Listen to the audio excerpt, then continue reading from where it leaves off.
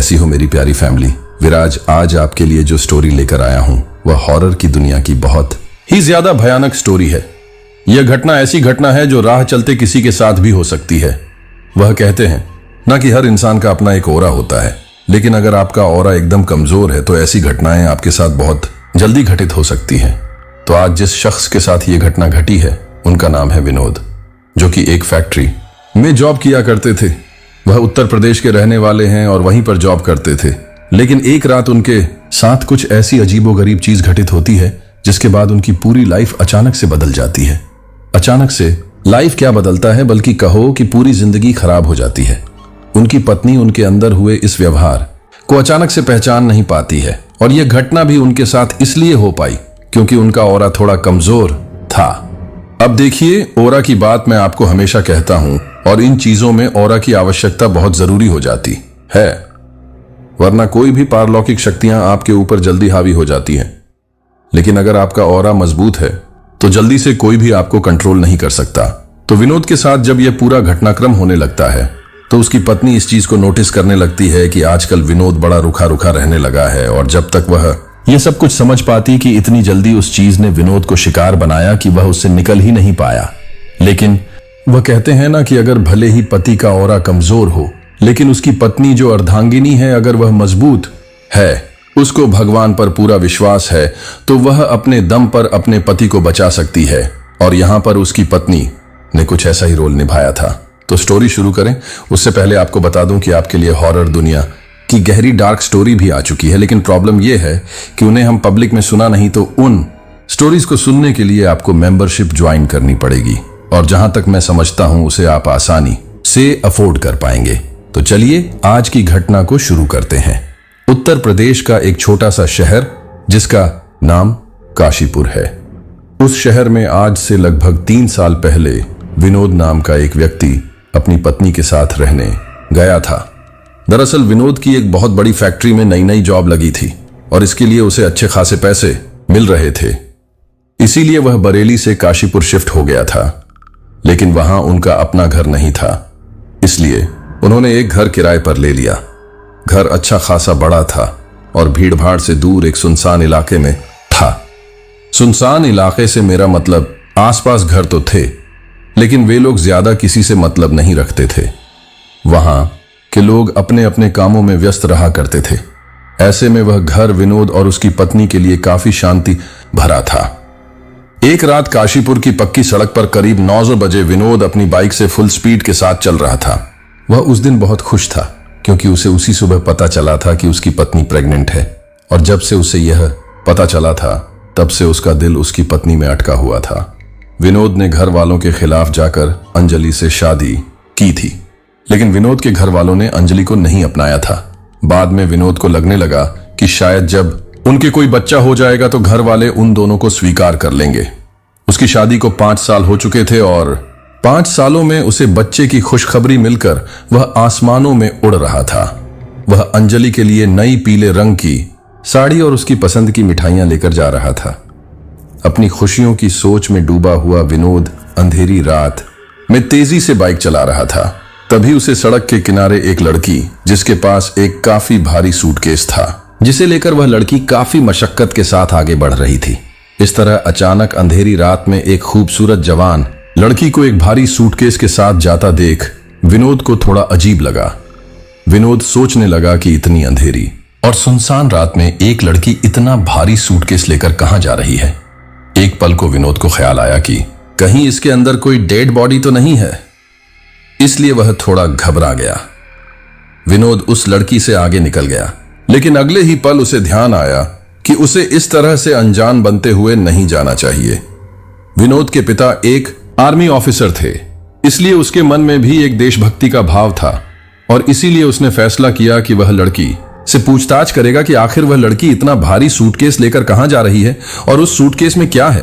अगर उसे थोड़ा भी शक होता है तो वह तुरंत पुलिस को बुला लेगा, क्योंकि इतनी रात में एक लड़की का अकेले इस तरह से भारी सामान लेकर जाना कुछ जम नहीं रहा था।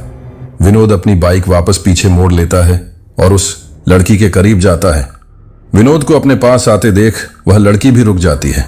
उस लड़की के माथे पर पसीना काफी तेजी के साथ बह रहा था। और हैरानी की बात यह थी कि उस लड़की के केवल माथे पर ही पसीना आ रहा था, चेहरे पर या किसी अन्य जगह पर पसीने की एक बूंद भी नहीं थी। इस बात को विनोद ने नोटिस कर लिया था और उसे यह थोड़ा अजीब भी लगा था।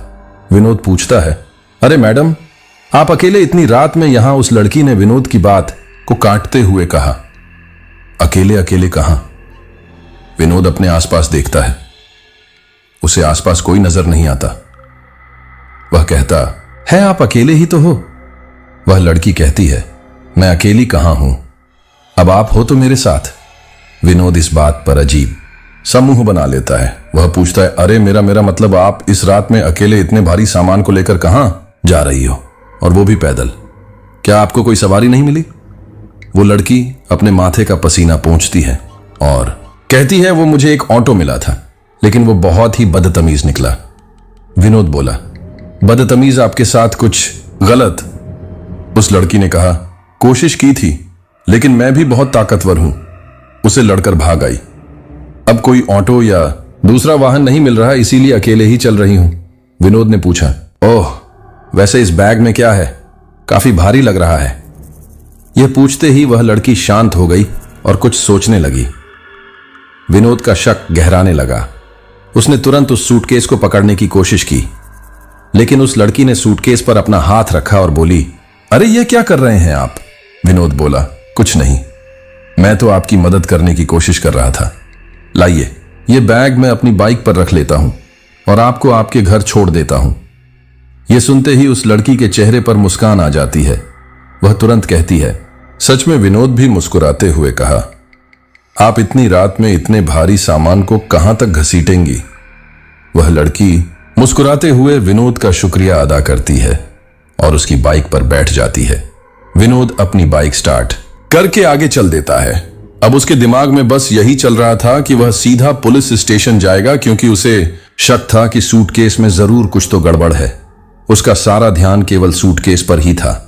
जिस समय वह गाड़ी चला रहा था, तब उसे ऐसा एहसास हो रहा था कि उसके आसपास काफी ठंड होने लगी है, जबकि वह मई का महीना था।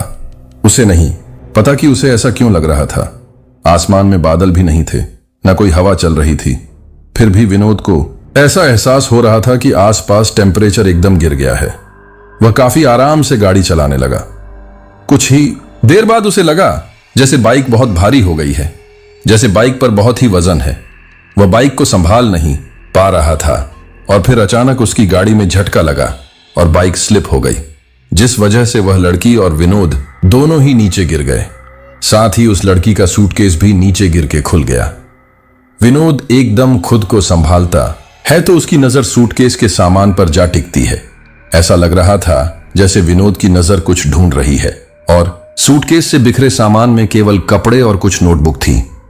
यह देखकर विनोद को थोड़ा अचंभा हुआ, क्योंकि उसने किसी और ही चीज की उम्मीद की थी, लेकिन यहां वह गलत साबित हो गया। खैर, वह अपनी सोच पर शर्मिंदा था। अब विनोद उस लड़की के सामान को उठाने में उसकी मदद करने लगता है। सामान उठाते समय विनोद के हाथ एक छोटा सा पत्थर का टुकड़ा लगता है, जो पूरे काले रंग का था, लेकिन उसमें एक अलग ही चमक थी। वह देखने में पत्थर के जैसा था, लेकिन शायद पत्थर नहीं था, कोई रत्न था। विनोद तुरंत पूछता है, यह क्या है? वह लड़की नजरें चुराते हुए विनोद के हाथ से पत्थर को छीन लेती है और कहती है, कुछ नहीं, आपके काम का नहीं है। लेकिन यह बाइक अचानक स्लिप कैसे हो गई? विनोद का ध्यान बाइक पर जाता है। वह खड़ा होता है और अपनी बाइक को अच्छे से देखने लगता है। उसे भी समझ नहीं आता कि आगे कोई गड्ढा नहीं है, कोई पत्थर नहीं है, तो अचानक बाइक को क्या हुआ? विनोद कहता है, पता नहीं। चलिए, जो भी है, रात गहराने को है, आप बताइए आपको कहां छोड़ना है?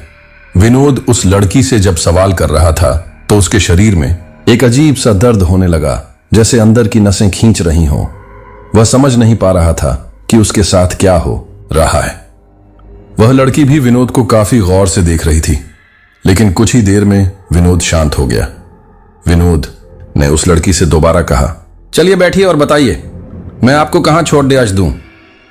वह लड़की इधर उधर उदास नजरों से देखते हुए बोली, जी, मैं तो इस शहर में नई हूं, अभी कोई ठिकाना नहीं है, बस किसी होटल तक छोड़ दीजिए। विनोद ने हैरानी से कहा, क्या आप नहीं हो और इस तरह आधी रात में धक्के खा रही हो? अरे मैडम, समय का कुछ तो ख्याल किया होता और होटल तो आपको स्टेशन के पास मिलते। मेरे ख्याल से आप स्टेशन की ओर से ही आ रही हो। वह लड़की बोली, हाँ, लेकिन उस साइड कोई भी रूम खाली नहीं था, इसीलिए मैं इस ओर जल्दी जल्द ही कोई किराए का घर ढूंढ लूंगी। यह सुनते ही विनोद को उस लड़की पर तरस आ जाता है। वह पूछता है, आप यहां किसी को जानती नहीं हो तो यहां कैसे आना हुआ? वह लड़की बोली, जी, मैं पास के गांव से ही हूं, अच्छी खासी पढ़ाई कर ली है, घर में 2 छोटी बहनें हैं। माँ बाप हाल ही में एक एक्सीडेंट में मारे गए, इसीलिए सोचा शहर में जाकर कोई जॉब कर लूं ताकि बहनों का भविष्य सुधार सकूं। विनोद कहता है, ओ लेकिन मैडम, यहां इस तरह अकेले सामान लेकर चल देने से जॉब नहीं मिलती। आपको पहले यहां जॉब ढूंढनी चाहिए थी, फिर यहां बसने का सोचना चाहिए था। मैं भी बाहर से ही आया हूं और किराए के घर में रहता हूं। उस लड़की के चेहरे पर चिंता की लकीरें उभरने लगती हैं। तभी विनोद के दिमाग में एक बात आती है कि क्यों ना इस लड़की को अपने घर ले जाए। घर में अंजलि अकेले रहती है, उसे भी किसी के साथ भी जरूरत है। मैं तो पूरा दिन काम पर ही रहता हूं और इस लड़की को भी एक सहारा मिल जाएगा।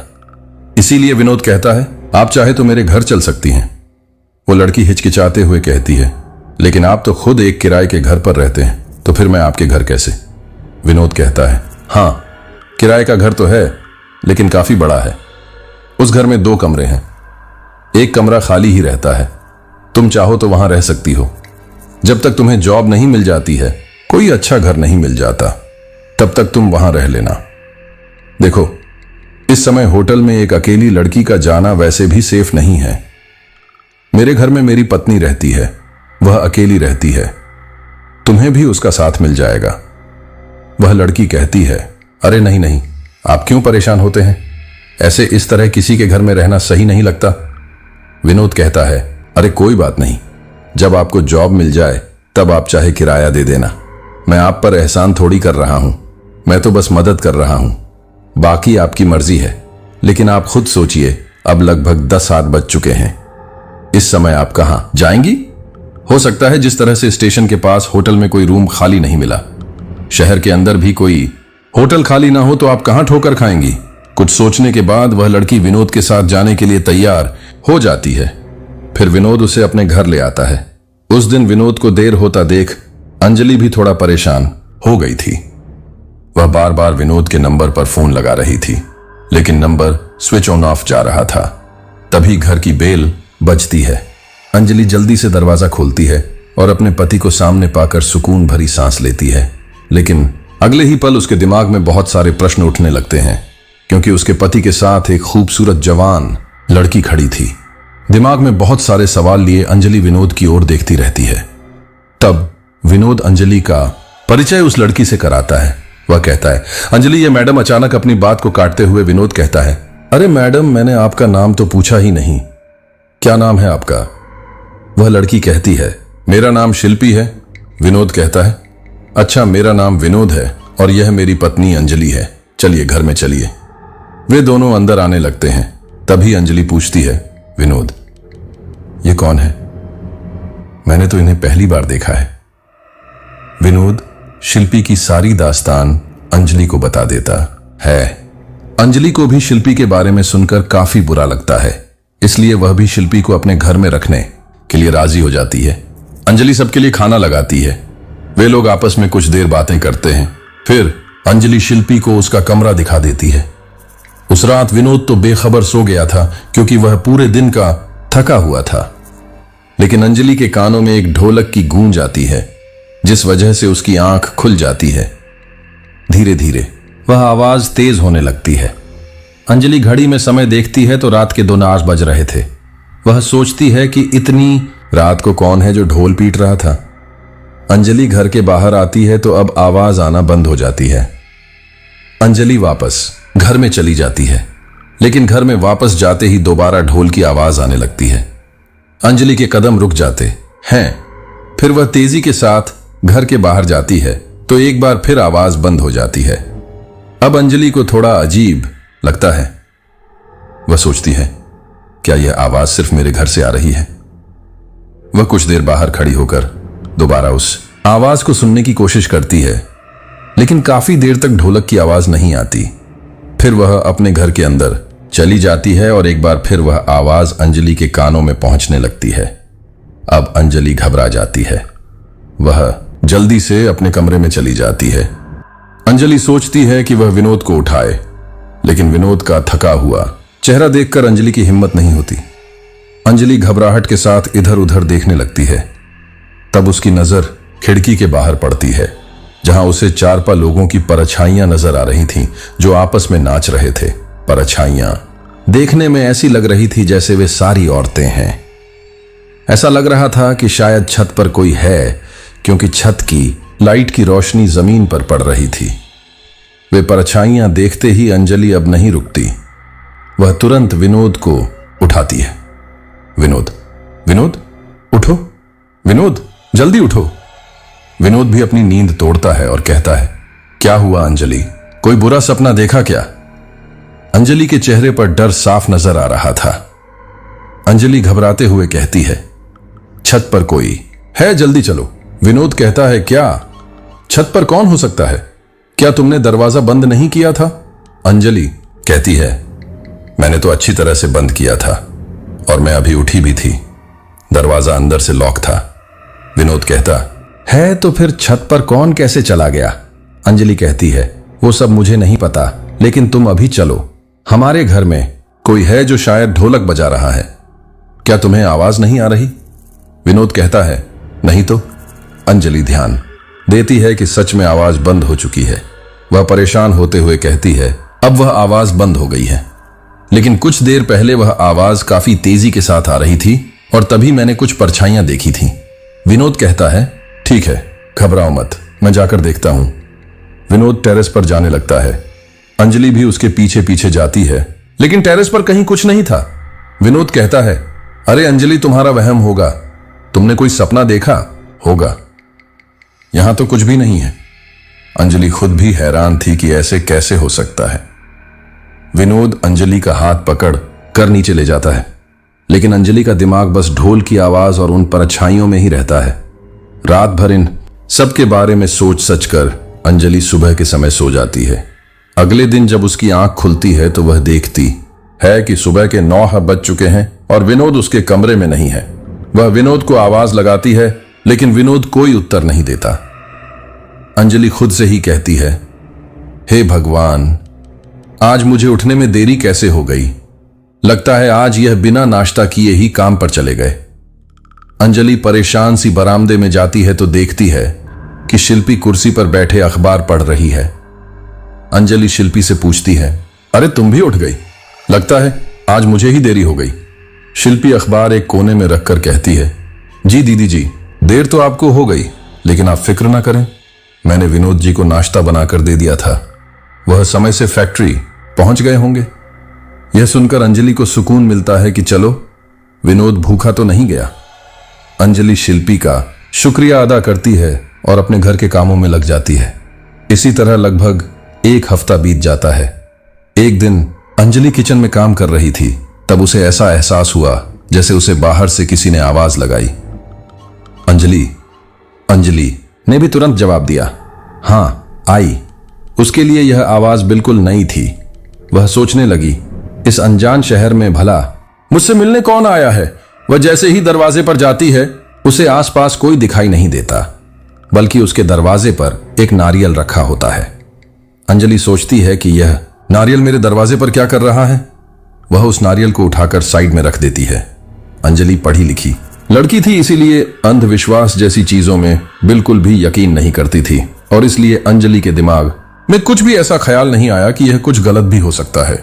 वह बाहर जाकर देखने लगती है कि शायद उसे कोई व्यक्ति दिख जाए जो इस नारियल को रख कर गया है, लेकिन उसे दूर दूर तक कोई नहीं दिखता। अंजलि वापस घर में आने के लिए मुड़ती है तो चौखट में ऊपर की ओर एक नींबू कील से गड़ा हुआ था। अंजलि को यह भी काफी अजीब लगता है। ठीक उसी समय अंजलि के शरीर को एक ठंडी हवा छूते हुए गुजर जाती है, जिससे अंजलि को तेज ठंड भी लगती है। साथ ही उसके सिर में भी तेज दर्द उठने लगता है। दर्द इतना तेज था कि अंजलि अपने कमरे तक भी नहीं पहुंच पाती है और बाहर बारामदे के सोफे पर ही लेट जाती है। वह अपना सिर दबाने लगती है। तभी शिल्पी अपने कमरे से बाहर आती है और पूछती है, अरे अंजलि दीदी, क्या हुआ? आप ठीक तो हैं ना? अंजलि रोते हुए कहती है, नहीं, मैं बिल्कुल भी ठीक नहीं हूं। मेरे सिर में बहुत तेज दर्द हो रहा है। शिल्पी भी घबरा जाती है। वह जल्दी से अपने कमरे से एक पेन किलर लाकर अंजलि को खिला देती है, लेकिन उससे भी अंजलि को आराम नहीं होता। अंजलि रोते हुए कहती है, शिल्पी प्लीज विनोद को बुला दो। मुझे नहीं पता मुझे दर्द क्यों हो रहा है, लेकिन मैं बर्दाश्त नहीं कर पा रही। शिल्पी कहती है, आप कहें तो मैं आपको अस्पताल लेकर चलूं? अंजलि कहती है, नहीं, तुम विनोद को बुला दो। अंजलि की जिद पर शिल्पी अजीब सा मुंह बनाती है और विनोद को फोन करके घर बुला लेती है। विनोद अंजलि की हालत देखकर घबरा जाता है। वह अंजलि को तुरंत अस्पताल ले जाता है, जहां अंजलि को नींद के इंजेक्शन देकर उसे सुलाने की कोशिश की जाती है, लेकिन फिर भी वह आधी कच्ची पक्की नींद में थी। उसे बेहोशी का नशा ठीक से नहीं चढ़ रहा था, क्योंकि दर्द काफी तेज था। कभी कभी तो वह दर्द इतना तेज होता था कि अंजलि चिल्ला उठती थी। इन सब के बीच कॉरिडोर में एक महिला जो अपने किसी जानकार को देखने आई थी, उसकी नजर भी अंजलि पर पड़ती है। वह एक ज्योतिषी थी। जब वह महिला अंजलि के पास से होकर गुजरी थी, तब उस महिला को एक नकारात्मक ऊर्जा का एहसास हुआ था और इसी के साथ उसका ध्यान अंजलि पर भी गया। अंजलि जिस वार्ड में एडमिट थी, वहां पर 3-4 अन्य लोग भी एडमिट थे। डॉक्टर और नर्स अंजलि को शांत करने की काफी कोशिश कर रही थी, क्योंकि आसपास के मरीजों को भी दिक्कत हो रही थी। वह सीधा अंजलि के पास गई और एक नर्स को साइड किया। उस महिला ने अंजलि के माथे पर हाथ रखा और आंखें बंद करके मन ही मन कुछ बुदबुदाने लगी। उसके बाद उसने अंजलि के माथे पर एक तेज फूंक मारी और उसने यह क्रिया कम से कम 3 बार की। फिर कुछ ही देर में अंजलि शांत हो गई और नींद में चली गई। यह देखकर वहां की नर्स और डॉक्टर थोड़ा हिचकिचाने लगे, क्योंकि साइंस की दुनिया में इस तरह की कोई भी हरकत होना साइंस को मात देने बराबर है। तभी एक नर्स बोली, चलिए अब आप सब यहां से हटिए, मरीज को आराम करने दीजिए। सभी लोग बाहर कॉरिडोर में आ गए। विनोद के साथ शिल्पी भी थी। वह महिला शिल्पी को बार बार घूर रही थी। विनोद भी इस बात को नोटिस कर रहा था कि आखिर यह औरत शिल्पी को इतना देख क्यों रही है। लेकिन बाहर जाकर विनोद ने उस महिला का धन्यवाद किया और उसके बारे में पूछा। तब उस महिला ने बताया कि मेरा नाम राधिका है और मैं पेशे से ज्योतिषी हूं। साथ ही मैं कुछ मांत्रिक क्रियाएं भी जानती हूं। अक्सर कुछ बीमारियों का इलाज डॉक्टर के पास भी नहीं होता, क्योंकि कुछ चीजें हमें प्राकृतिक तौर पर नुकसान नहीं पहुंचाती, बल्कि तामसिक तौर पर नुकसान पहुंचाती है, जिनका हल साइंस के अंदर भी नहीं होता। इसीलिए कभी कभी कुछ बीमार लोग मेरे पास अपने अच्छे स्वास्थ्य के लिए आ जाते हैं। वह महिला विनोद से कहती है, बेटा तुम्हारे माथे पर यह लकीरें कैसी हैं? लगता है यहां नए आए हों। इतना कहकर राधिका विनोद के माथे को छूने लगती है। जिस समय राधिका विनोद के माथे को छू रही थी, शिल्पी अजीब तरह से राधिका को घूर रही थी। ऐसा लग रहा था कि शिल्पी को यह बिल्कुल भी पसंद नहीं आ रहा। राधिका कुछ सेकंड के लिए विनोद के माथे पर हाथ रखती है, लेकिन अचानक ही विनोद उस महिला का हाथ अपने माथे से हटा देता है और कहता है, आप ये क्या कर रही हैं? राधिका कहती है, कुछ नहीं, अब मैं चलती हूं। इतना कहकर राधिका नजरें चुराते हुए वहां से चली जाती है। 1-2 दिन में अंजलि को काफी आराम हो जाता है और वह वापस अपने घर आ जाती है। लेकिन जब अंजलि वापस आती है, तब वह विनोद के व्यवहार में थोड़ा बदलाव देखती है। अंजलि और विनोद एक दूसरे का बहुत ख्याल रखते थे। अंजलि को कभी हल्का बुखार भी आ जाता तो विनोद अपने काम से घर बैठ जाता था, और अब जब से अंजलि और विनोद अस्पताल से वापस आए थे, तब से विनोद अंजलि से कुछ दूर दूर रहने लगा था। अंजलि को भी यह सब थोड़ा अजीब लग रहा था। एक रात अंजलि अपने बिस्तर पर सोई हुई थी। आधी रात में अचानक उसकी आंख खुली तो उसने विनोद को अपने पास ना पाकर विनोद को आवाज लगाई। विनोद को आवाज लगाते ही अंजलि के कानों में एक बार फिर ढोलकों की आवाज बजने लगी। उन ढोलकों की आवाज से अंजलि सहम गई।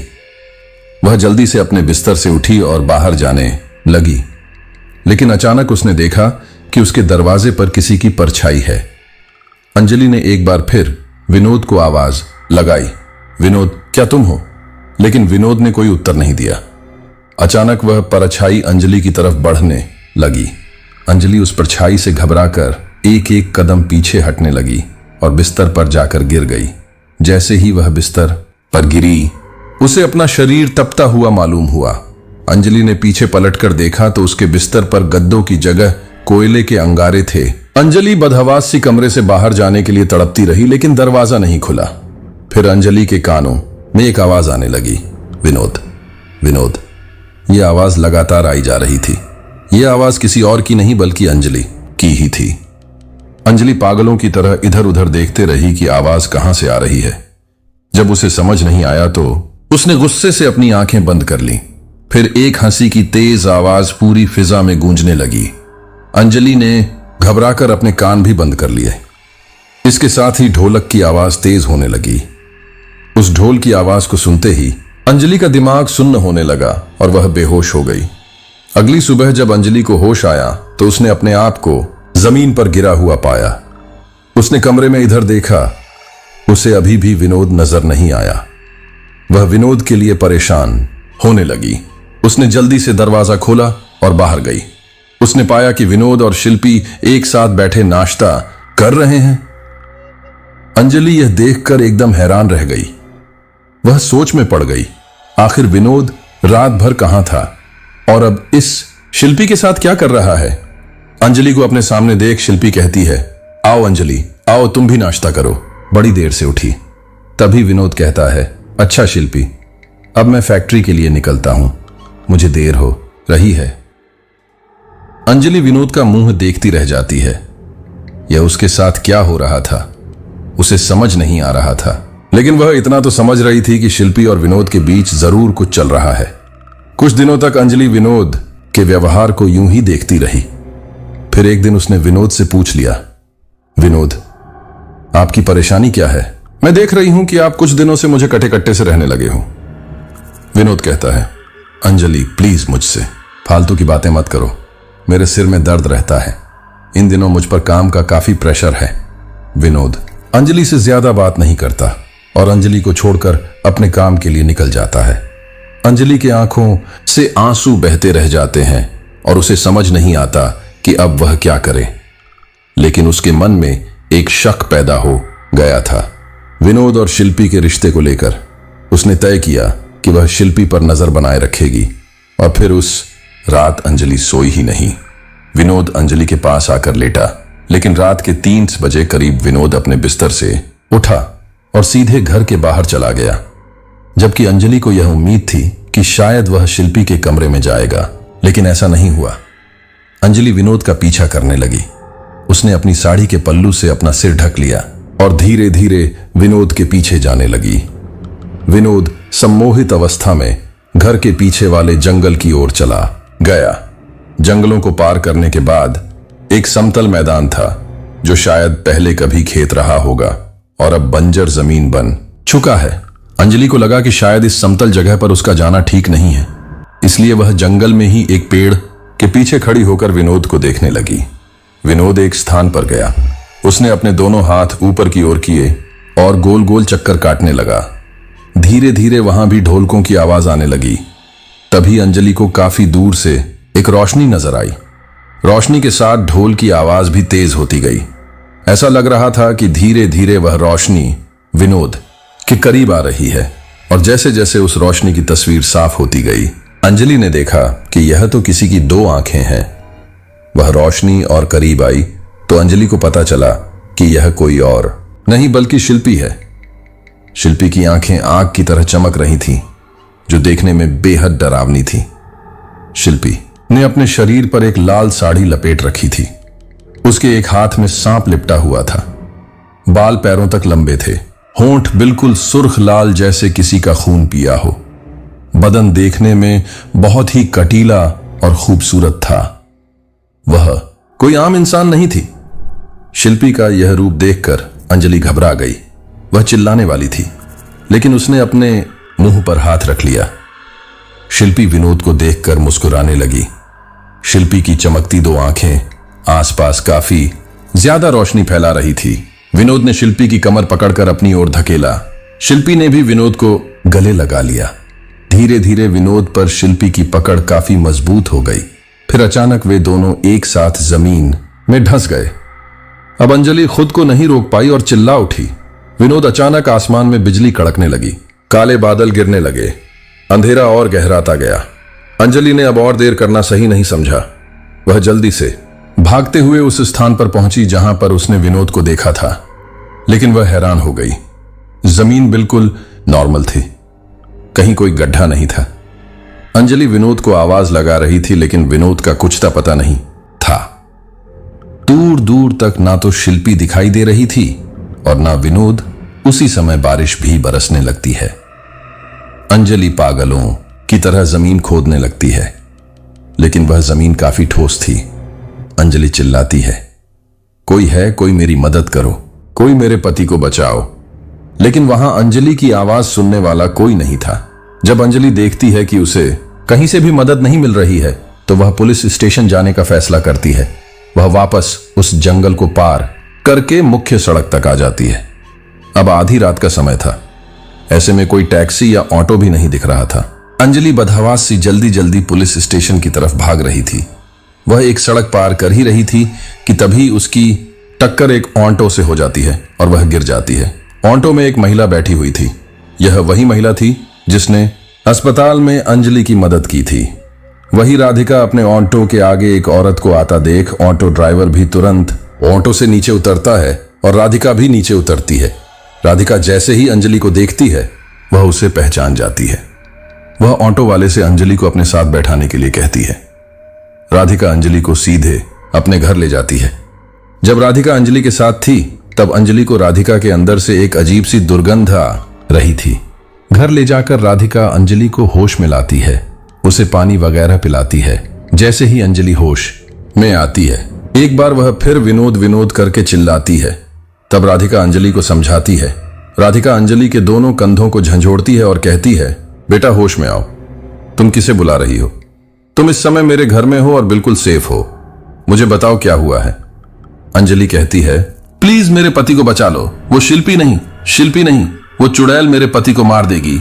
राधिका अंजलि के इन चंद शब्दों से समझ जाती है कि आखिर अंजलि और विनोद के साथ क्या हुआ है।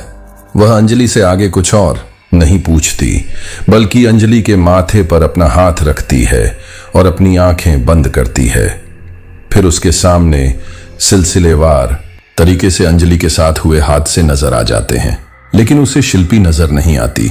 राधिका अपनी शक्तियों के जरिए शिल्पी तक पहुंचने की काफी कोशिश करती है, लेकिन नाकाम रहती है। राधिका गुस्से में अपनी आंखें खोलती है। फिर वह अंजलि से ही पूछती है कि आखिर वह शिल्पी ना होकर एक चुड़ैल कैसे है। अंजलि विनोद के साथ हुए उस हादसे के बारे में राधिका को सब बता देती है। राधिका कहती है, तुम्हारी बातों से लग रहा है कि वह शायद कोई पिशाचिनी है, लेकिन यह शिल्पी तुम्हें मिली कहां? मेरा मतलब तुम इसे कैसे जानती हो? मैंने उस दिन अस्पताल में भी देखा था। तो अंजलि बता देती है कि अंजलि और शिल्पी की मुलाकात आखिर कैसे हुई, कैसे विनोद शिल्पी को अपने घर लेकर आया। जब राधिका को यह पता चलता है कि शिल्पी विनोद के घर में ही रहती है, तब वह और भी ज्यादा हैरानी करती है। राधिका कहती है, बेटा क्या तुम मुझे अपने घर लेकर चल सकती हो? मुझे शिल्पी के कमरे को देखना है। अंजलि कहती है, हाँ आप अभी चलिए। लेकिन जैसे ही वे लोग घर के बाहर कदम रखते हैं, तो पाते हैं कि बारिश अभी भी काफी तेजी से हो रही है। अंजलि कहती है, हम ऐसे में हमारे घर कैसे जाएंगे? राधिका कहती है, मेरी कार भी खराब हो रखी है। एक काम करती हूं, मैं ओन ऑटो वाले को फोन करती हूं, अब हमें वही तुम्हारे घर छोड़ सकता है। राधिका ओन ऑटो वाले को फोन करती है। अधिक पैसे देने पर ऑटो वाला भी तुरंत राधिका के घर आ जाता है। वे लोग वहां से अंजलि के घर पहुंचते हैं, लेकिन रास्ते पर ऑटो वाले को काफी दिक्कतों का सामना करना पड़ता है। कहीं पानी अधिक भरा हुआ था तो कहीं पेड़ गिरा हुआ था। ऐसा लग रहा था कोई तो है जो नहीं चाहता कि अंजलि और राधिका अंजलि के घर जाएं। लेकिन सारी परेशानियों को चीरते हुए अंजलि और राधिका घर पहुंच जाते हैं। जैसे ही वे दोनों घर में घुसते हैं, उन्हें घर में तेज दुर्गंध आती है। दोनों ही अपने नाक पर कपड़ा रख लेते हैं। राधिका कहती है, यह जो कुछ भी है बहुत ही खतरनाक है, तुम भी खतरे में ही हो। बताओ बेटा, शिल्पी का कमरा कौन सा है? अंजलि राधिका को शिल्पी के कमरे में ले जाती है, लेकिन कमरा लॉक था। अंजलि और राधिका मिलकर शिल्पी के कमरे को खोल लेते हैं और सामने का मंजर देखकर हैरान रह जाते हैं। क्योंकि उसके कमरे में जगह जगह खून पड़ा हुआ था। न केवल खून पड़ा था, बल्कि खून के हिस्सों पर कुछ कीड़े भी बिलबिला रहे थे। वह मंजर देखकर अंजलि चिल्ला उठती है। राधिका भी हैरान रह जाती है, लेकिन वह अंजलि को संभालती है और कहती है, चलो बेटा, अभी बाहर चलो। वे दोनों बाहर सोफे पर बैठ जाती हैं। अंजलि लगातार रोए जा रही थी। राधिका अंजलि को समझाती है कि इस समय रोने से काम नहीं चलेगा, हमें कुछ तो करना होगा। कुछ देर राधिका और अंजलि यूं ही शांत बैठे रहते हैं। राधिका लगातार कुछ सोचे जा रही थी।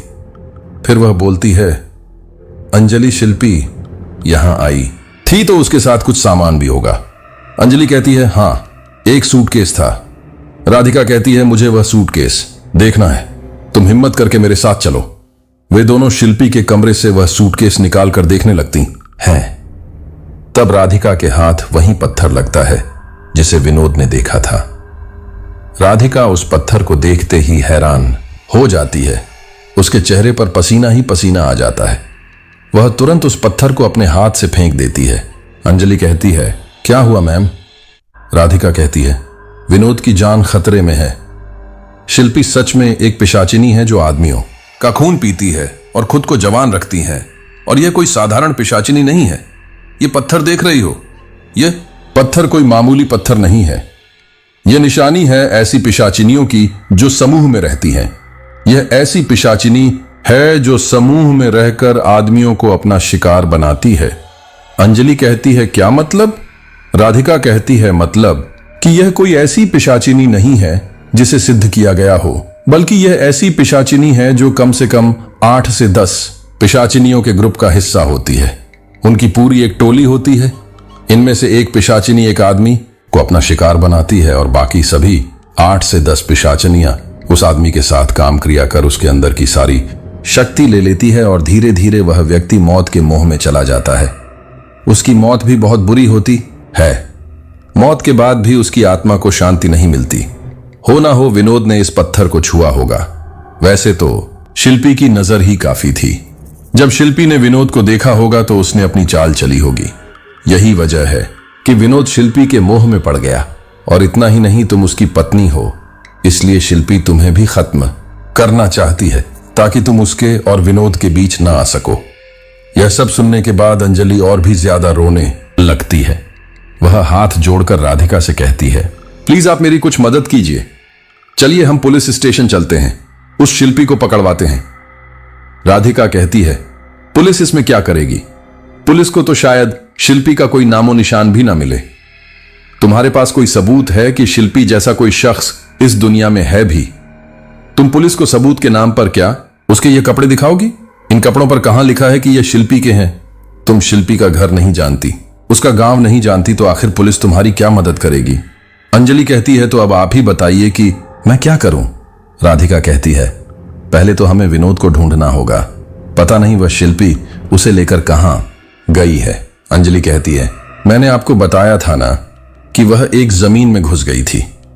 आप वहां चलिए, मुझे यकीन है वहां से हमें शिल्पी का कोई ना कोई पता जरूर मिलेगा। राधिका कहती है, हां, तुम बिल्कुल सही कह रही हो, लेकिन इस समय जाना सही नहीं है। कुछ देर और इंतजार करते हैं।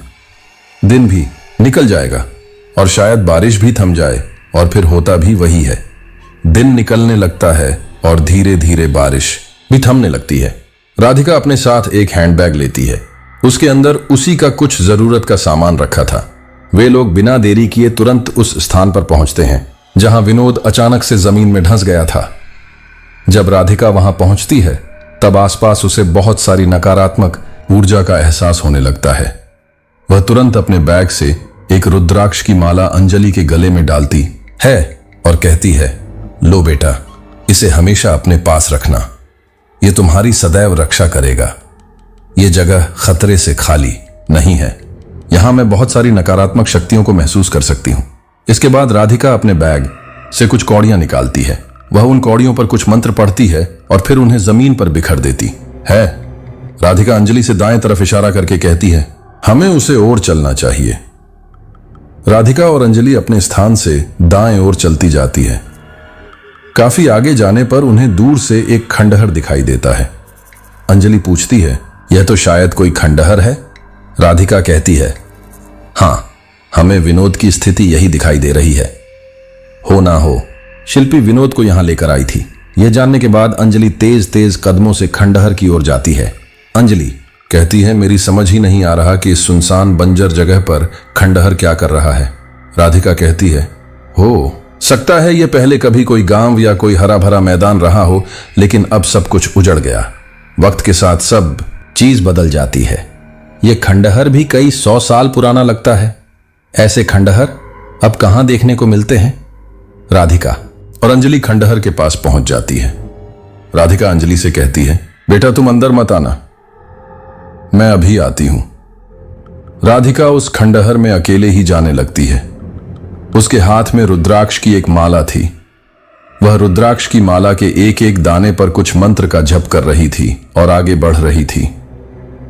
चारों तरफ उसे धूल, मिट्टी, टूटे हुए पत्थर ही नजर आ रहे थे। कहीं कुछ भी दिखाई नहीं दे रहा था जिससे यह पता चल पाता कि विनोद यहां आया था। फिर राधिका अपना दूसरा उपाय अपनाती है। वह अपने बैग से एक धूप बत्ती निकालती है और खंडहर के एक ठीक ठाक कमरे में उस धूप बत्ती को जला देती है। धीरे धीरे धूप बत्ती में से धुआं निकलने लगता है। वह धुआं अपनी एक दिशा बना लेता है और कमरे के बाहर जाने लगता है। राधिका उस धुएं का पीछा करती है। दूसरी ओर अंजलि, जो कि बाहर राधिका का इंतजार कर रही थी, उसे अचानक विनोद की आवाज आती है जो अंजलि को ही बुला रहा था। विनोद की आवाज सुनकर अंजलि भावुक हो जाती है। अंजलि भी विनोद को आवाज लगाती है और खंडहर के अंदर जाने लगती है, लेकिन विनोद की आवाज दोबारा नहीं आती, जबकि बेचारी अंजलि बार बार विनोद को आवाज लगाते हुए ढूंढने लगती है। फिर अचानक उसे एक टूटे हुए कमरे से आवाज आती है, हाँ अंजलि, मैं तुम्हारा ही इंतजार कर रहा हूं, प्लीज मुझे यहां से लेकर जाओ। अंजलि जैसे ही वह आवाज सुनती है, वह उस टूटे हुए कमरे में पहुंच जाती है, लेकिन वहां पर वह जो देखती है, उसकी आंखें फटी की फटी रह जाती हैं, क्योंकि उस कमरे की छत पर चारों कोनों में 4 पिशाचियां चिपकी हुई नजर आती हैं। उनके लंबे लंबे बाल जमीन को छू रहे थे। हाथों के नाखून काफी पहने थे। वे चारों पिशाचिनियां अंजलि को देखकर हंसने लगती हैं। उनमें से एक पिशाचिनी तुरंत अंजलि के ऊपर कूद जाती है, लेकिन अंजलि जल्दी से साइड होकर खुद को बचा लेती है। इस तरह अंजलि को अपने चंगुल से बचता देख वह पिशाचिनी गुस्से से अपना मुंह खोलती है और बहुत सारा खून बाहर निकाल देती है। अंजलि यह देखकर बुरी तरह घबराती है और राधिका को आवाज लगाने लगती है। अंजलि कमरे से बाहर निकलने ही वाली थी कि तभी बाकी की 3 पिशाचिनियां अंजलि को घेर लेती हैं। अंजलि अब चारों तरफ से पिशाचिनियों से घिरी हुई थी और वे चारों एक साथ शैतानी हंसी के साथ अंजलि को देख रही थी। फिर वे चारों पिशाचिनियां एक साथ अपने मुंह से खून की एक मोटी फुहार अंजलि के शरीर पर मारने लगती हैं। तभी अंजलि के कानों में एक आवाज आती है, तू विनोद को हमसे दूर नहीं कर सकती। अंजलि नहीं जानती थी कि यह आवाज किसकी है। वह बस राधिका को आवाज लग रही थी। वहीं दूसरी ओर राधिका धूप बत्ती के धुएं का पीछा करते करते एक तहखाने के पास पहुंच चुकी थी और तभी उसके कानों में अंजलि के चिल्लाने की आवाज आती है। वह मन ही मन सोचती है, हे भगवान, कहीं अंजलि अंदर तो नहीं आ गई। मैंने उसे मना किया था। अब राधिका भी अंजलि को आवाज लगाते हुए खंडहर में अंजलि को ढूंढने लगती है। वहां अंजलि उन पिशाचों से बचने की कोशिश कर रही थी, लेकिन उनके खून की फुहार इतनी तेज थी, ऐसा लग रहा था कि कोई अंजलि को पत्थर मार रहा है। अंजलि जैसे तैसे करके बाहर निकलने की कोशिश कर रही थी, लेकिन तभी उन चारों पिशाचनियों ने एक दूसरे के हाथ पकड़कर एक गोल घेरा बना लिया और अंजलि को उसमें कैद कर लिया। जिस समय वह पिशाचिनी अपने मुंह से खून निकाल रही थी, तो एक अजीब झंझनाहट की आवाज चारों तरफ फैल रही थी, जो राधिका को भी सुनाई दे रही थी। राधिका अंजलि को ढूंढते ढूंढते अंजलि के पास पहुंच गई। उसने जब अंजलि के साथ वह घटना होते हुए देखी तो उसे भी अपनी आंखों पर यकीन नहीं हुआ। उसने अपनी जिंदगी में पहली बार ऐसा मंजर देखा था। एक पल के लिए तो राधिका को भी समझ नहीं आया कि वह क्या करे। उसका दिमाग भी सुन्न हो गया, लेकिन वह ज्यादा देर तक खड़ी नहीं रह सकती थी। उसने जल्दी से अपना दिमाग चलाया और शिव मंत्र का जाप करने लगी। शिव मंत्रों के द्वारा धीरे धीरे पिशाचिनियां एक दूसरे का हाथ छोड़ देती हैं। जैसे ही राधिका देखती है कि पिशाचिनियों की पकड़ ढीली हो रही है, वह तुरंत अंजलि को आवाज लगती है, अंजलि वहां से हटो, बाहर निकलो। अंजलि आवाज सुनकर जल्दी से बाहर भागती है। राधिका अंजलि का हाथ पकड़कर जल्दी से उस खंडहर से बाहर लेकर आती है। अंजलि पूरी तरह खून में भीगी हुई थी, लेकिन जैसे ही वह सूरज की रोशनी में आती है, वैसे ही उसके शरीर पर पड़ा खून धीरे धीरे हवा में उड़ने लगता है और अंजलि बिल्कुल सामान्य हो जाती है। वह घबराते हुए राधिका से कहती है, वो पिशाचनियां थी ना? राधिका कहती है, हाँ, लेकिन तुम अंदर क्यों आई? मैंने तुमसे मना किया था ना कि अंदर मत आना। अगर तुम्हारे गले में रुद्राक्ष की माला नहीं होती तो पिशाचिनी तुम्हें कब का मार देती। अंजलि कहती है, लेकिन मुझे विनोद की आवाज आई थी, इसलिए मैं अंदर चली गई। राधिका कहती है, विनोद पक्का इस खंडहर के अंदर ही है। लेकिन वह आवाज विनोद की नहीं थी, वह एक छलावा था जो तुम्हें अपनी ओर खींच रहा था ताकि तुम्हें मार सके। शिल्पी अच्छी तरह जान चुकी है कि तुम उसके राज को जान चुकी हो, इसलिए वह तुम्हें जिंदा नहीं छोड़ेंगी। वह पिशाचिनी दिन के समय बाहर नहीं आ सकती, और अगर आ भी गई तो उनकी शक्तियां काम नहीं करेंगी, इसलिए उन्होंने तुम्हें अंदर बुला लिया। यह खंडहर ही अब उनका घर है। वह इस खंडहर के अंदर कुछ भी कर सकती है। अंजलि पूछती है, तो अब हम क्या करेंगे? हम विनोद तक कैसे पहुंचेंगे? और रात में तो उनकी ताकत और बढ़ जाती होगी, है ना? राधिका कहती है, हाँ बिल्कुल, लेकिन हम रात में रिस्क नहीं ले सकते। हमें जो कुछ करना होगा अभी करना होगा। मैं दोबारा कहती हूं, अगर तुम्हें कोई भी आवाज आए तो तुम अंदर मत आना। शायद विनोद तड़पे रोए चिल्लाए, लेकिन तुम्हें अपने दिल को मजबूत बनाकर रखना है। अंजलि हाँ में सिर हिला देती है और राधिका दोबारा उसी खंडहर के अंदर चली जाती है। इस बार राधिका ज्यादा सतर्क थी, क्योंकि उसने अपनी आंखों से यह देख लिया था कि खंडहर के अंदर 4 पिशाचिनी अभी भी हैं। वह पूरी सावधानी के साथ मंत्रों का जाप करते हुए तहखाने की ओर जाने लगती है। तहखाने का दरवाजा लकड़ी का बना हुआ था। वैसे तो वह खंडहर काफी पुराना लग रहा था, लेकिन दरवाजे को देखकर ऐसा लगता नहीं था कि यह काफी पुराना है। शायद इसकी एक वजह यह थी कि यह एक तहखाने का दरवाजा था जो कि धूप, बारिश, हवा सब चीजों से बचा हुआ था और इसीलिए आज तक टिका हुआ था। राधिका उस दरवाजे को खोलने की कोशिश करती है, लेकिन वह खोल नहीं पाती। उसे समझ में नहीं आता कि यह दरवाजा कैसे खुलेगा। ना उसमें कोई कुंडी थी, ना कोई ताला। राधिका दरवाजे को धकेल रही थी।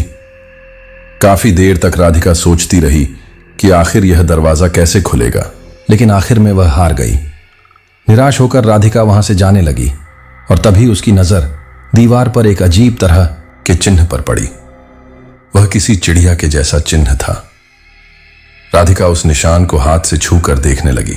जैसे ही राधिका ने उस चिन्ह को छुआ, वैसे ही तहखाने का दरवाजा अपने आप खुल गया। यह देखकर राधिका भी चौंक गई, लेकिन वह खुश भी हुई कि चलो आखिर उसकी मेहनत रंग लाई। राधिका जैसे ही अंदर गई, उसे केवल अंधेरा ही अंधेरा नजर आया। उसने अपने मोबाइल की टॉर्च जलाई तो वहां का मंजर देखकर हैरान रह गई। उसे वहां पर कई सारे आदमियों के शव पड़े दिखाई दिए। कुछ पूरे शव और कुछ शव के शरीर के हिस्से कहीं कहीं से कटे हुए थे। ऐसा लग रहा था जैसे इनके शरीर को नोच के खाया गया है। वहां न केवल आदमियों की लाशें थीं, बल्कि हड्डियां भी पड़ी थीं। यह देखकर राधिका घबरा गई। एक पल के लिए उसकी हिम्मत भी जवाब दे रही थी, लेकिन जब वो इतनी मेहनत करके यहां आई थी तो खाली हाथ वापस नहीं जा सकती थी। इसलिए उसने वहां मौजूद लोगों में विनोद को ढूंढना शुरू किया। तभी उसे किसी के कराने की आवाज आने लगी। उसने उस आवाज को ध्यान से सुना कि आखिर यह आवाज कहां से आ रही है।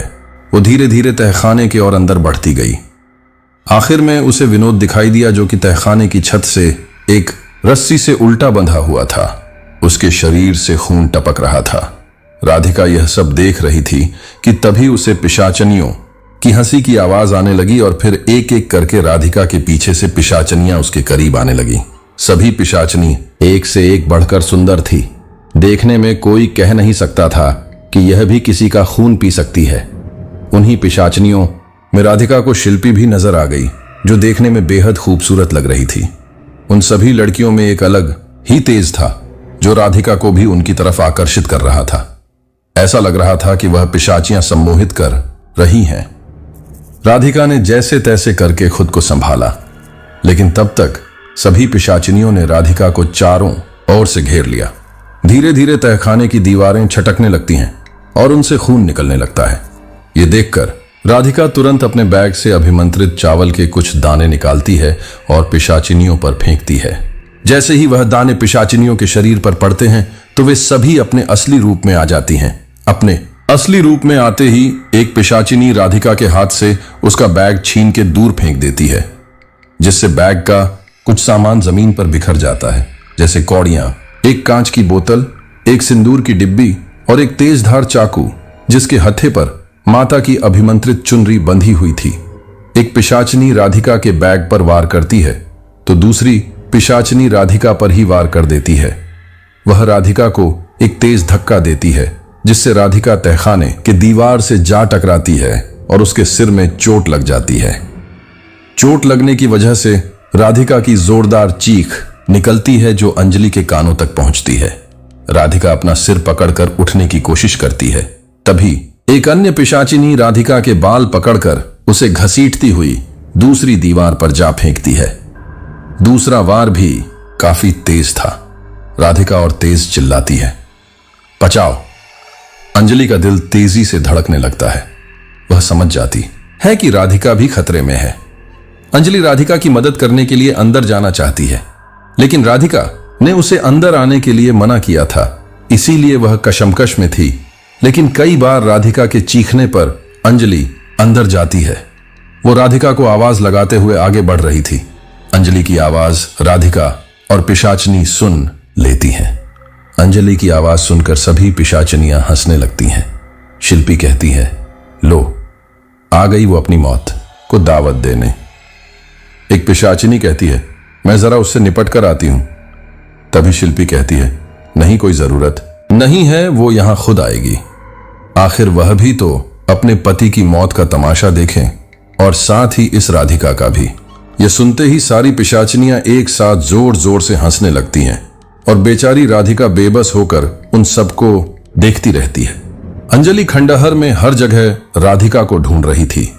इसी बीच उसे ध्यान आता है कि राधिका ने किसी तहखाने का जिक्र किया था, इसलिए अब अंजलि उस तहखाने को ढूंढने लगती है और अंत में उसे वह तहखाना मिल भी जाता है जिसका दरवाजा खुला हुआ था। अंजलि हिम्मत करते हुए उस तहखाने के अंदर जाती है। अंदर अंधेरा ही अंधेरा था, लेकिन अंजलि घबराती नहीं है। वह अंधेरे को पार करते हुए आखिरकार उस जगह पहुंच जाती है जहां पर राधिका और उसका पति विनोद थे। लेकिन वहां का मंजर देखकर अंजलि की आंखें भी फटी रह जाती हैं। वह एक साथ पूरी 7 पिशाचनियां देखती हैं, जो देखने में काफी भयानक लग रही थीं। सभी की आंखें बिल्कुल सफेद थी, उनमें से रोशनी चमक रही थी। आसपास जमीन पर बहुत ढेर सारी लाशों को देखकर अंजलि के पैर कपकपाने लगे।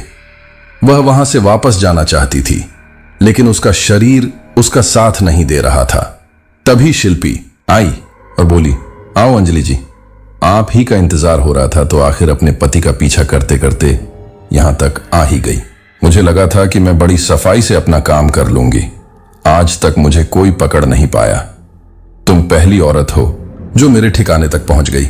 अंजलि गुस्से में कहती है, अच्छा तो तू है वह पिशाचिनी जो मेरे पति को मारना चाहती है? अरे चुड़ैल, मेरे पति ने तेरा क्या बिगाड़ा जो तू उनके पीछे पड़ गई? शिल्पी कहती है, मैं क्या, ये सारी पिशाचनियां तेरे पति के पीछे पड़ गई हैं? तेरा पति है ही इतना अच्छा। इस जैसे आदमी के लिए तो हम जैसी पिशाचियां तड़पती रहती हैं। बहुत समय बाद ऐसे व्यक्ति से मिला है, इसे इतनी आसानी से नहीं मारूंगी। इसे तो मैं तड़पा तड़पा कर मारूंगी। इतना कहकर वह जोर जोर से हंसने लगती है। अंजलि शिल्पी की बातें सुनकर मन ही मन बहुत गुस्सा करती है। उसका खून खलने लगता है। वह चिल्लाती है, बस कर पिशाचिनी, मैं तुझे तेरे मकसद में कामयाब नहीं होने दूंगी। तूने मेरे पति के साथ अच्छा नहीं किया। शिल्पी कहती है, मैंने क्या बुरा किया? तेरा पति ही मेरे रूप के जाल में फंस गया, इसमें मेरी क्या गलती? मैंने विनोद से नहीं कहा था कि उस रात मेरी मदद करे, तो भला वह मेरी मदद करने क्यों रुका? क्यों मुझे अपने घर लेकर गया? मैं तो हमेशा से ही आदमियों की प्यासी रही हूं, और ऐसे में अगर कोई आदमी खुद मेरे पास आएगा तो मैं उसे कैसे छोड़ दूंगी? मैंने भी विनोद के साथ बस वही किया। हाँ, मैं कह सकती हूं कि विनोद का इरादा मुझे लेकर कभी गलत नहीं था। वह तो मुझे एक अबला समझकर मेरी मदद कर रहा था, लेकिन मैं क्या करती?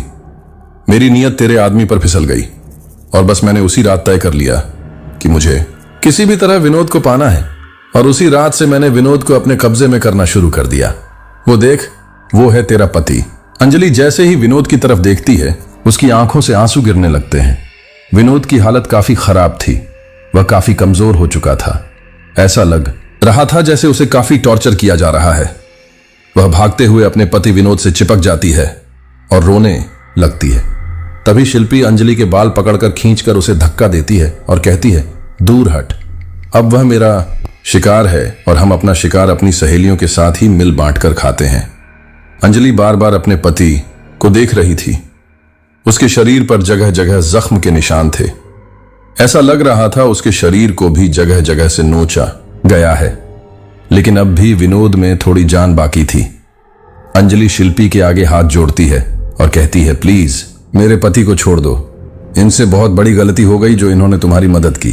प्लीज हमें यहां से जाने दो। तभी एक पिशाचिनी आती है और जोर से अंजलि का गला दबाती है। राधिका यह सब देख रही थी।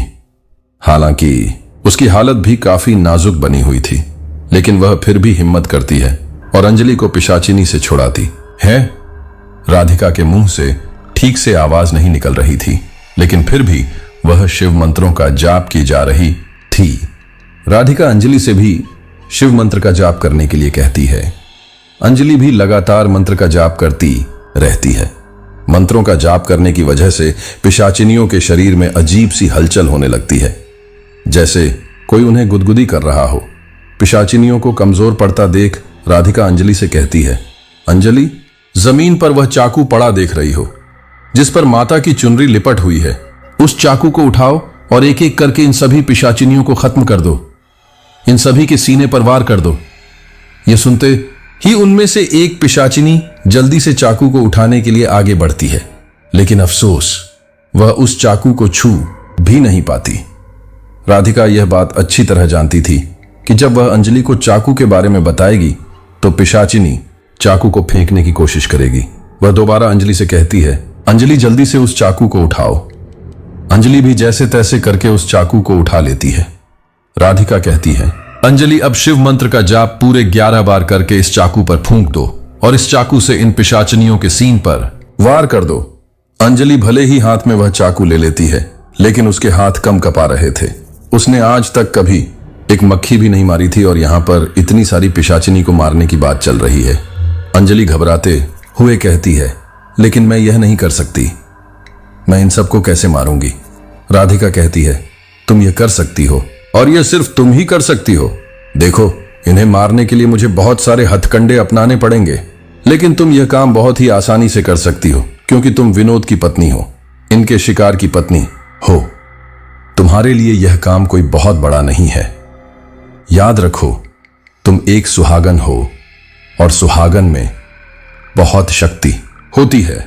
पति और पत्नी का रिश्ता बहुत ही पवित्र होता है। दोनों के नसीब एक दूसरे से जुड़े होते हैं। हमारे समाज में यूं ही कोई करवा चौथ का व्रत नहीं रखता, वरना किसी एक के भूखे रहने से दूसरे की जिंदगी पर असर क्यों पड़ता? विनोद का असली सम्मोहन तुम हो, ये पिशाचियां नहीं, इसलिए तुम ये कर सकती हो। जैसा कहा है वैसा करो। अंजलि जब अपने पति विनोद को देखती है तो उसके अंदर अपने आप ही हिम्मत आ जाती है। उसके मन में गुस्सा पैदा होने लगता है। वह सच में पिशाचिनी को मारना चाहती थी और वैसा ही करती है। वह 11 बार शिव मंत्र का जाप करती है और इस बीच सभी पिशाचिनियां उसे छूने की कोशिश करती हैं, लेकिन वह अंजलि को हाथ भी नहीं लगा पाती। 11 बार शिव मंत्र के जाप के बाद अंजलि उस चाकू पर फूंकती है। अंजलि एक पिशाचिनी के करीब जाती है और तुरंत उसके सीने पर वार कर देती है। सीने पर वार करते ही वह पिशाचिनी चीखने लगती है और जमीन पर गिर जाती है। धीरे धीरे उसकी सांसें रुक जाती हैं। जैसे ही उसकी हालत अन्य पिशाचिनियां देखती हैं, वे सभी परेशान हो जाती हैं। वे सभी जल्दी जल्दी तहखाने से बाहर भागती हैं। अंजलि भी उनके पीछे भागती है। जैसे तैसे करके अंजलि 3 अन्य पिशाचिनियों का वध कर देती है और अब 3 पिशाचिनियां बच जाती हैं। वे पिशाचिनी उस खंडहर के अलग अलग कोने में छिप जाती हैं। अंजलि उन्हें सब जगह ढूंढती है, लेकिन उसे वह पिशाचिनियां कहीं नहीं मिलती। अंजलि के पीछे पीछे राधिका भी आ रही थी, और जब राधिका देखती है कि अंजलि अभी भी पिशाचिनी को ढूंढ रही है तो वह कहती है, चिंता मत करो, मैं तुम्हारी मदद करती हूं। राधिका एक बार फिर धूप बत्ती जलाती है। वह कुछ मंत्र पढ़ती है और फिर धूप बत्ती का धुआं 3 दिशाओं में फैल जाता है। राधिका अंजलि से धीरे से कहती है, अपनी मौजूदगी का एहसास मत होने देना। याद रखना, तुम एक नारी नहीं हो, तुम एक शक्ति हो। यह पिशाचिनी एक नकारात्मक शक्ति है और तुम सकारात्मक। तुम्हारे अंदर जो ताकत है वह उनके अंदर नहीं है। तुम एक पतिव्रता औरत हो और ये शिकारी औरतें तुम्हारे अंदर, इनसे ज्यादा शक्ति है। अंजलि का मनोबल बढ़ने लगता है और वह राधिका के कहे अनुसार सतर्क होकर सावधानी पूर्वक एक पिशाचिनी को खोज लेती है। वह पिशाचिनी अंजलि के आगे रहम की भीख मांगती है। वह कहती है, अंजलि हमें छोड़ दो, तुम चाहो तो हमें अपना गुलाम बना सकती हो। तुम्हें नहीं पता हमें बहुत बड़े बड़े तांत्रिक सिद्ध करते हैं, लेकिन हम उनकी कैद में नहीं आते। हम बहुत शक्तिशाली हैं, तुम हमसे बहुत कुछ करवा सकती हो। हम तुम्हारे पति को भी छोड़ देंगे, बस तुम हमें छोड़ दो। अंजलि कहती है, मैंने कुछ देर पहले तुमसे अपने पति की भीख मांगी थी, तब तुम मुझ पर हंस रहे थे। तुम मुझसे उम्मीद कैसे कर सकती हो कि मैं तुम्हें छोड़ दूंगी। वह पिशाचिनी कहती है, लेकिन तुम सोचो, हम तुम्हें बहुत कुछ दे सकते हैं। हम तुम्हारी हमेशा रक्षा भी करेंगे। तुम हमें छोड़ दो, हम तुम्हें धन दौलत और भी बहुत कुछ दे सकते हैं। अंजलि गुस्से से कहती है, मुझे कुछ नहीं चाहिए, मुझे बस मेरा पति चाहिए। और इतना कहकर अंजलि चाकू उस पिशाचिनी के सीने में गाड़ देती है और वह पिशाचिनी वहीं ढेर हो जाती है। इसी तरह अंजलि अन्य 2 पिशाचिनियों तक भी पहुंच जाती हैं और वे 2 पिशाचिनियां भी अंजलि को लालच देती हैं, लेकिन अंजलि उनके लालच में नहीं आती।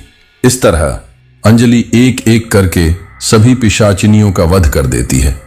सभी को मारने के बाद अंजलि कुछ देर दिल भरकर रोती है। राधिका उसे हिम्मत देती है और विनोद को लाने के लिए कहती है। अंजलि जल्दी से तहखाने में वापस जाती है और अपने पति को सहारा देकर लाने लगती है। विनोद की हालत काफी बदतर हो गई थी। उसे ठीक से चला भी नहीं जा रहा था। वह अंजलि को पहचान भी नहीं पा रहा था। उसकी आंखों में बेहोशी छाई हुई थी। वे लोग उस समय शहर और गांव से काफी दूरी पर थे, लेकिन फिर भी अंजलि के मन का विश्वास नहीं टूटता। वह अपने अधमरे पति को लेकर पूरा जंगल पार करती है और शहर पहुंचती है। शहर पहुंचकर उसे तुरंत मदद मिलती है और कुछ लोग उन तीनों को ही अस्पताल पहुंचा देते हैं। विनोद शरीर से काफी कमजोर हो चुका था। उसके शरीर पर वह जख्म आज भी जिंदा है जो बार बार अंजलि को उसका बीता हुआ कल याद दिलाते रहते हैं, जबकि विनोद को तो कुछ याद ही नहीं कि उसके साथ क्या हुआ। वह बस उस रात को याद रख पाया है जब उसने शिल्पी की मदद की थी, जब शिल्पी उसके साथ घर आई थी। उसके बाद उसके साथ क्या हुआ उसे कुछ याद नहीं, लेकिन अंजलि तब से विनोद को एक बच्चे की तरह यह पाठ पढ़ाती रहती है कि रात हल्की हो या गहरी, आपको किसी अनजान की मदद नहीं करनी है। हालांकि विनोद इस बात का खंडन करता है कि हम इंसान हैं और मदद करने से इंसानियत जिंदा रहती है, लेकिन अंजलि इस बात को नहीं मानती क्योंकि हम सोचते हैं कि हम किसी इंसान की मदद कर रहे हैं, लेकिन हम नहीं जानते कि वह इंसान सच में इंसान है या कोई पिशाच। अब देखिए, मैं आपको कभी कहूंगा नहीं कि आप किसी राह चलते हुए व्यक्ति की मदद ना करें। हो सकता है वह एक्चुअल में रियल इंसान हो और वह किसी मुसीबत में हो तो हमें उसकी मदद करनी ही चाहिए। लेकिन अगर आपके मन में कोई डाउट है, कोई शंका है कि अगर वह कोई ऊपरी बलात हुई, कोई अलग पैरालौकिक ताकत रही तो कहीं आपको नुकसान ना पहुंचा दे, तो आप एक काम कर सकते हैं कि आप भगवान का नाम जप करते हुए, भगवान को स्मरण करते हुए उस इंसान के पास जाइए और कहिए कि हम आपकी मदद करना चाहते हैं। अब देखिए, यहां पर आपको पता चल जाएगा, क्योंकि भगवान का नाम ही इतना पावरफुल है कि अगर कोई बुरी ताकत होगी तो उस नाम से ही डर के भाग जाएगी।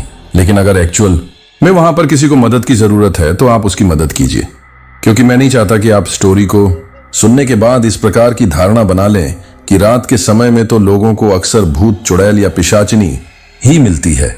ऐसे तो फिर हम दुनिया में किसी इंसान की मदद नहीं कर पाएंगे। ऐसे ही आप कभी किसी मुसीबत में पड़ जाएं तो आप भी किसी ना किसी का इंतजार तो करते ही हैं ना मदद के लिए।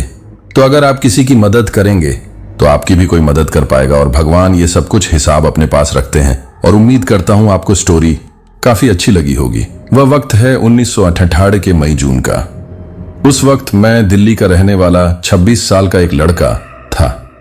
मेरी नई नई शादी हुई थी और मैं अपनी पत्नी निकिता के साथ शिमला घूमने गया था। शिमला में मैंने एक होम स्टे बुक कर लिया था। वो होम स्टे शहर से बहुत दूर पहाड़ी की छोटी पर जंगल के बीच में था, जिसमें खाने पीने का, रहने का सारा इंतजाम था। उस वक्त मैं शेयर मार्केट में काम करता था।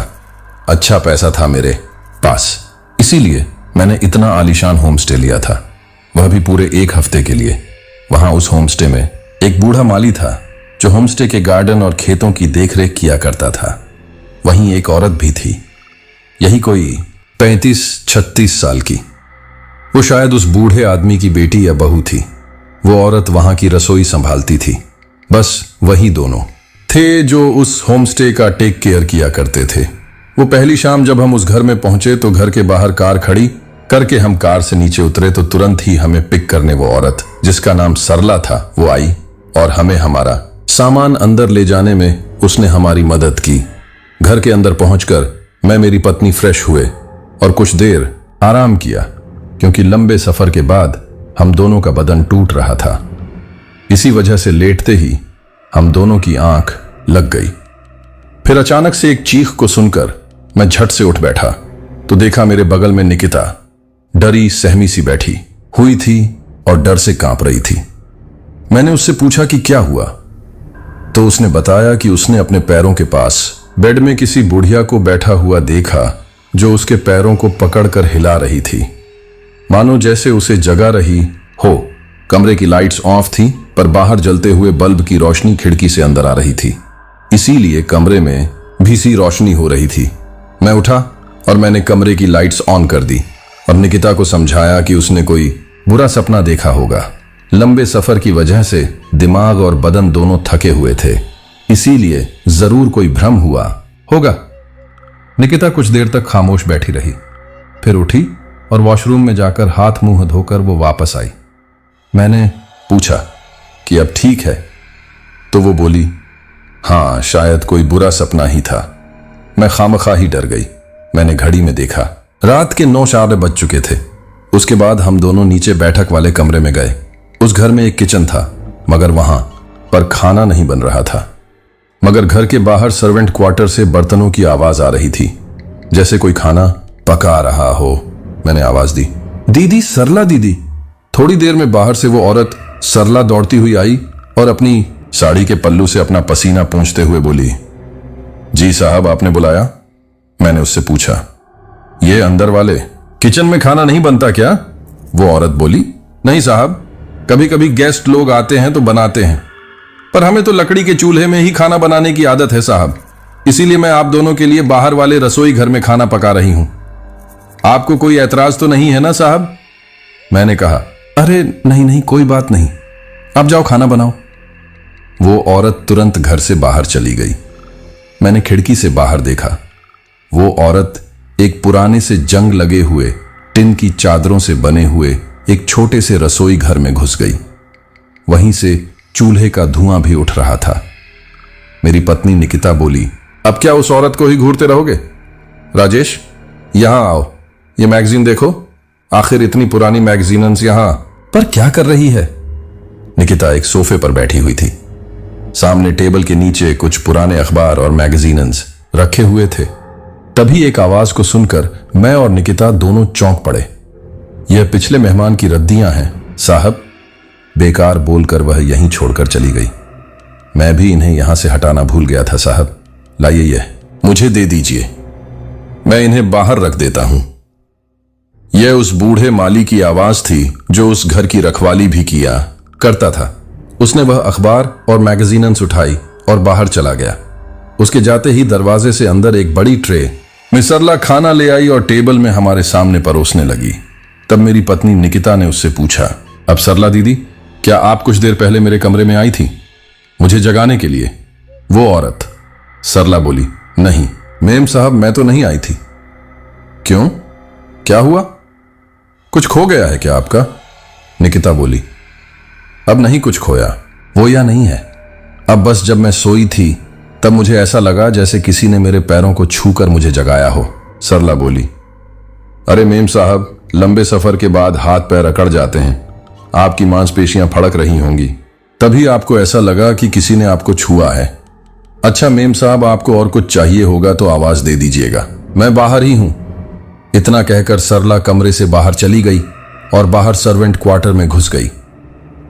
मैं और निकिता खाना खा ही रहे थे कि तभी हमें बाहर से बर्तन गिरने की आवाज आई, मानो जैसे किसी ने खाने की थाली जमीन में पटक दी हो, और कुछ फुसफुसाहट और बुदबुदाहट की आवाज आने लगी। मैंने खिड़की से बाहर सर्वेंट क्वार्टर की तरफ देखा, मगर सिवाय एक खुले हुए दरवाजे के मुझे और कुछ दिखाई नहीं दिया। फिर मुझे सरला बाहर आती हुई दिखाई दी। उसके चेहरे पर परेशानी के भाव थे और उसके कपड़ों पर दाल गिरी हुई थी। वैसे तो चारों तरफ अंधेरा था, पर सर्वेंट क्वार्टर के बाहर एक बल्ब जल रहा था। उसी की रोशनी में मैं उसे देख पा रहा था। सरला ने बाहर रखे एक पानी के ड्रम में से पानी लिया और अपने हाथ और कपड़े साफ किए। वो मुंह ही मुंह में गुस्से से कुछ बुदबुदा रही थी। फिर एकाएक उसने झटके से खिड़की की तरफ देखा। जिस खिड़की के पीछे से मैं उसे देख रहा था, वह गुस्से से मुझे घूरने लगी। मैंने तुरंत खिड़की से अपना मुंह फेर लिया। तब निकिता मुझसे बोली, क्या राजेश, तुम भी खिड़की से बाहर उस औरत को क्यों घूरते रहते हो? मैंने कहा, नहीं, मुझे वहां से बर्तन गिरने की आवाज आई थी इसलिए देख रहा था। निकिता बोली, हाँ, चलो जल्दी खाना खत्म करो, रात बहुत हो चुकी है। उसके बाद हमने खाना खत्म किया और बर्तन टेबल पर ही छोड़कर हम ऊपर वाले कमरे में चले गए। निकिता ने दरवाजे को अंदर से अच्छे से बंद किया और चिटकनी लगा दी। मैं जानता था कि वह उस बुरे सपने के बाद डरी हुई है। हम दोनों बिस्तर पर लेट गए। निकिता को लेटते ही नींद आ गई, पर मुझे तुरंत नींद नहीं आई। इसलिए मैं बस सर्वेंट क्वार्टर के अंदर से खाने की थाली गिरने की आवाज के बारे में ही सोचता रहा कि आखिर वहां हुआ क्या था। क्यों वो औरत अपने कमरे से बाहर परेशान सी दिखी? उसके कपड़ों पर खाना क्यों गिरा हुआ था? ये सारे सवाल मेरे दिमाग में घूम रहे थे। तभी मुझे नीचे वाले कमरे में से बर्तनों के खड़बड़ाने की आवाजें आने लगी। मैंने सोचा शायद सरला खाने की टेबल पर से हमारे झूठे बर्तन उठाकर ले जा रही होगी। इसलिए मैंने अपनी आंखें मूंद दी और कुछ देर बाद मुझे भी नींद आ गई। आधी रात में मुझे घर के बाहर जंगल में से कुछ कुत्तों के रोने की आवाजें सुनाई देने लगी। मैंने करवट बदली और बेड के बगल में खिड़की की तरफ मुंह कर लिया। तभी मेरे पीछे से निकिता ने अपनी बाह मेरे ऊपर डाल ली। वो अक्सर सोते वक्त ऐसा करती थी। मैं अपने एक हाथ से उसके हाथ को सहलाने लगा तो मुझे बहुत अजीब लगा। निकिता का हाथ मुझे खुरदुरा सा और कठोर सा महसूस हुआ। मैंने उसके हाथ को अपनी हथेली से भी तो मुझे उसका हाथ एकदम ठंडा महसूस हुआ और लकड़ी की तरह एकदम सख्त। मैंने तुरंत उसका हाथ दूर झटका और मैं लेटे ही पीछे पलटा तो देखा मेरे पीछे बेड पर निकिता नहीं थी। बेड एकदम खाली था। बस तभी वॉशरूम के अंदर से फ्लश करने की आवाज आई और फिर वॉशरूम का दरवाजा खुला और निकिता वॉशरूम से बाहर निकली और मुझे बैठा हुआ देखकर बोली, क्या हुआ राजेश, ऐसे क्यों बैठे हो? मैंने निकिता को कुछ नहीं बताया, क्योंकि अगर मैं उसको कुछ भी बताता, जो कुछ भी मैंने महसूस किया था, तो वह बेकार में डर जाती और मुझे भी डरपोक ही समझती। मैंने उसे मेरा बुरा सपना समझकर भुला दिया और निकिता से कहा, अब कुछ नहीं, वो मुझे भी वॉशरूम जाना था इसलिए उठा हूं। निकिता वापस बिस्तर पर लेटी और सो गई, पर मैं बैठा ही रहा क्योंकि वह हाथ मुझे इतना रियल लग रहा था कि मैं यकीन ही नहीं कर पा रहा था कि वो कोई सपना हो सकता है। मैं उस सूखे हुए सख्त हाथ की ठंडक को अभी तक अपनी हथेली पर महसूस कर पा रहा था। मैं कुछ देर तक बैठा ही रहा और फिर उठकर मैं एक बार खिड़की के पास भी गया और वहां से नीचे सर्वेंट क्वार्टर की तरफ देखने लगा, मगर अभी वहां के दरवाजे बंद थे। बाहर एक बल्ब जल रहा था। उसकी रोशनी में वहां से दूर सड़क में खड़ी मेरी कार थोड़ी सी दिखाई दे रही थी। आसमान में चांद नहीं था, सिर्फ तारे नजर आ रहे थे, लेकिन आसमान साफ था। खिड़की से ठंडी हवा अंदर आ रही थी। कुछ देर तक मैं यूं ही खिड़की पर खड़ा रहा और बाहर से आती ठंडी हवा को अपने चेहरे पर महसूस करता रहा कि तभी मुझे ठीक मेरे पीछे से एकदम मेरे करीब से आवाज आई। तुम अभी तक उस औरत को घूर रहे हो राजेश, मैंने पीछे पलटते हुए निकिता से कहा। अरे निकिता, तुम अभी तक सोई? इतना कहते कहते मैं चुप हो गया, क्योंकि निकिता अभी भी बेड पर लेटी हुई थी, मगर उसकी आवाज मुझे ठीक मेरे कान के पास सुनाई दी थी। अब मैं समझ नहीं पा रहा था कि क्या कर